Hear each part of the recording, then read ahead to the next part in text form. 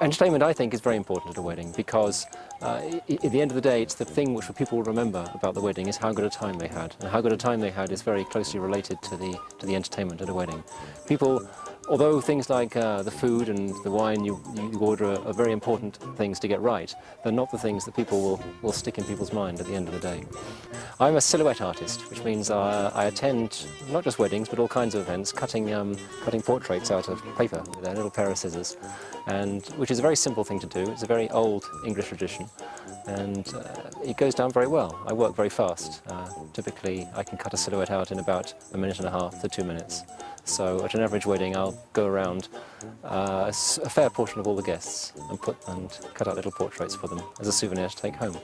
The usual comments are, don't make my nose too big, or don't do the double chin, and those kind of things. But in actual fact, I can be quite kind sometimes with those kind of things, and yet still retain a likeness. The important thing for me is to get the likeness right, because I want, when I hold a silhouette up, I want everyone to say, oh look, it's him, or it's her, you've got him.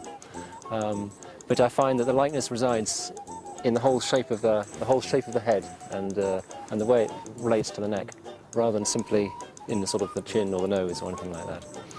The trick, people often ask me that, and there isn't really a trick. I think all I can say is it's a lot of hard work and a lot of practice. I've always enjoyed drawing from a very early age, and I taught myself to cut silhouettes by adapting my drawing skills. But it took many, many thousands of silhouettes before I could say they were consistently would look like the people that I was portraying. In the early days I used to do like one good one and then one not so good one, and that's not a good thing to have at a wedding.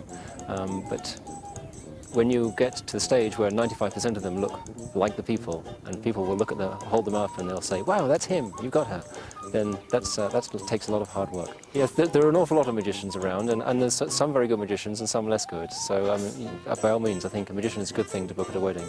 Make sure you book a good one, because there's nothing worse than a bad magician. Come to think of it, there's nothing worse than a bad silhouettist either.